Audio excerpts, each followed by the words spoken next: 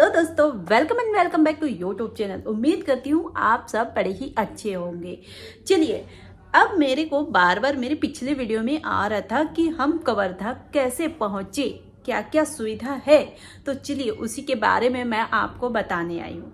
जैसे कि पूज्य पंडित प्रदीप मिश्रा जी का कथा होने वाला है 6 नवंबर से 10 नवंबर 5 दिवसीय कथा। कहाँ होगी? कवर्धा। कवर्धा के अंदर एक छोटा सा गांव है घुघरी, वहां पे होगा।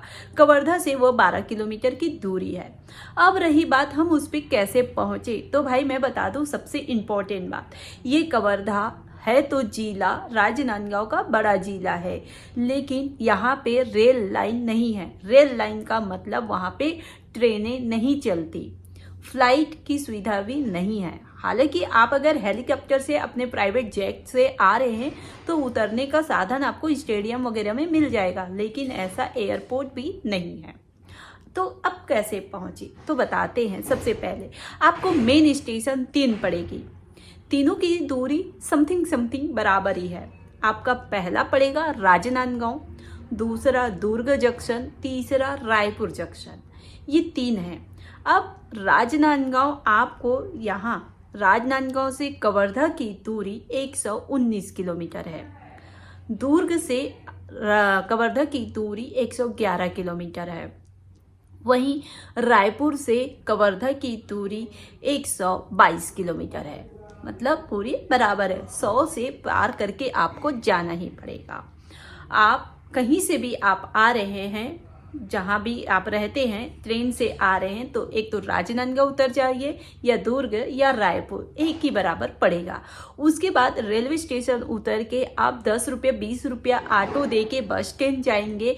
बस स्टैंड जाने के बाद में वहाँ की रूट वाली बस पकड़ेंगे, कवर्धा या फिर खैरागढ़ छुई खदान कवर्धा वाली बस पकड़ेंगे, या फिर चिल्फी घाटी कवर्धा वाली बस पकड़ेंगे, जिसका टिकट आपको 140 रुपया 150 रुपया तक का पड़ेगा। उससे कम थोड़ा हो सकता है, लेकिन उससे ज़्यादा नहीं है। मैं ज़्यादा बस में ट्रेवल्स नहीं की हूँ, तो उसका फिक्स रेट मेरे को नहीं पता है। तो आप बस पकड़ेंगे और बस पकड़ के आप कवर्धा के बस स्टैंड पे पहुँच जाएंगे। वहाँ से आपको ऑटो एक मिल जाएगी। ऑटो करेंगे या ई रिक्शा करेंगे तो 20 रुपया फिर से देना पड़ेगा, तब जाके आप कथा पंडाल तक पहुँचेंगे।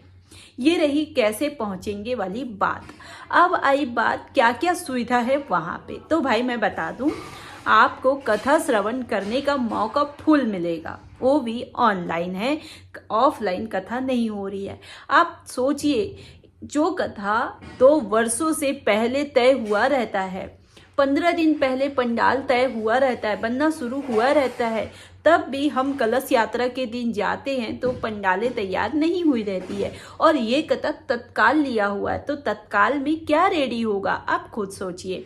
तो पंडाल नहीं बनेगा, ये एक छोटे से भवन पे होगा, जहाँ पे आपको ज़्यादा लोगों की परिस्थिति नहीं हो पाएगी, आप अनुपस्थिति में रह पाएंगे।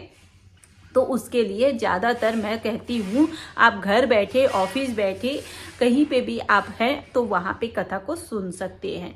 बस मैं कैसे पहुँचे उसका एग्जाम्पल को दी हूँ, उसके डिटेल को दी हूँ। यही मैं कहना चाहती हूँ, जितना हो सके घर पे रहो, क्योंकि इधर का मौसम भी बहुत ही ख़राब है। कहीं आप तबीयत खराब है और आप उस बीच में कथा सुनने जा रहे हो तो कहीं ज़्यादा ना खराब हो जाए। बस आप आस्था और विश्वास के साथ पे घर पे रह के सुनिए तो बड़े ही अच्छे लाभ भी मिलेंगे आपको। क्योंकि जो साधुवाद देते हैं पंडित प्रदीप मिश्रा जी, वो ऑनलाइन वालों को भी देते हैं। जो आस्था टीवी में सुन रहे हैं उनको भी मैं साधुवाद देता हूँ, ये बोलते हैं। तो उसको बात को ध्यान में रखते हुए घर बैठे सुनिए, स्वस्थ रहिए, मस्त रहिए, उपायों को कीजिए। तब तक मिलते हैं अब नई जानकारी नई वीडियो के साथ में। तब तक आप सभी को हर हर महादेव।